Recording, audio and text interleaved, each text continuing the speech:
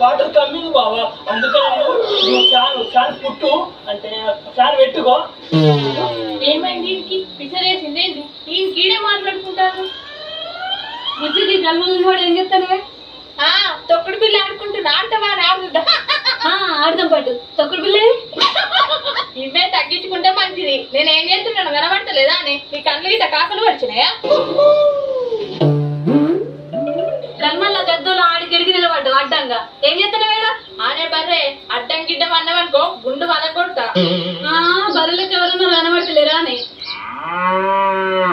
నా పేరు బర్రె కాదు, స్ట్రాబెర్రీ.